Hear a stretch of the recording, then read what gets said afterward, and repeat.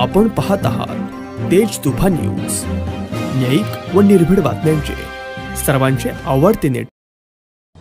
आंबेगाव तालुक्यात गणेशोत्सवाचा जल्लोष, विविध स्पर्धांचे आयोजन करण्यात आले आहे। आंबेगाव तालुक्यात गणेशोत्सव मध्ये भाविक भक्तांचा उत्साह शिगेला पोहोचला असून गावोगावी प्रत्येक वस्तीत घरोघरी गणरायांचे उत्साहात भक्तिमय वातावरणात पूजन केले जात आहे। विविध मंडळांनी अनेक कार्यक्रम उपक्रम आयोजित केले आहेत। मंडळाचे कार्यकर्ते या समाजोत्सवात समाजाला एकत्र करण्यास, एकतेची भावना वाढीस लावण्यास व सामाजिक प्रश्नांवर जनजागृती करण्यात मोलाची भूमिका पार पाडत आहे।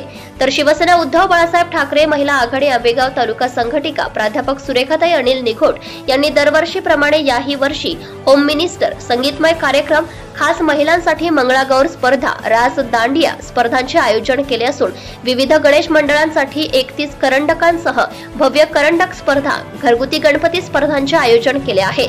सुरेखाताई निघोट यांनी घरगुती गणपती व गणेश मंडळांच्या आरतींना उपस्थित राहावे अशी आग्रही मागणी सर्वच ठिकाणांहून होत आहे।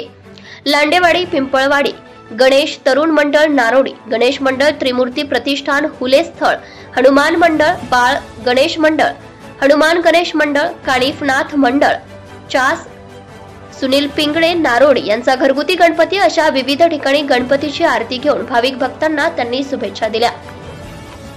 यावेळी आंबेगाव तालुका पंचायत समितीचे माजी सभापती कैलास बुवा काळे, गिरवलीचे सरपंच संतोष सैद यांची सस्नेह भेट झाली।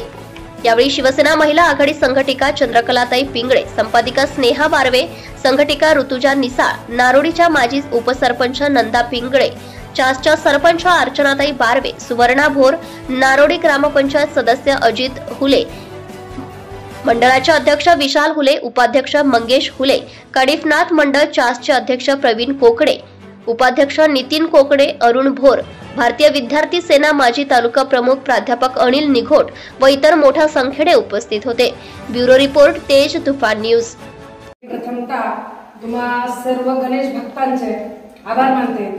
आणि छोटी वस्ती आहे, येताना खूप छोटी घर वाटत होती, पण एवढी जनसंख्या आरतीला आहे म्हणजे खूप इथं भाविक चांगले आहेत। आणि सगळ्यात जास्त आवर्जून उल्लेख केले माझा महिला वर्ग सगळ्यात जास्त आहे, म्हणजे इकडे भक्ती जास्त आहे म्हणून पुण्य तुमच्याकडे आहे।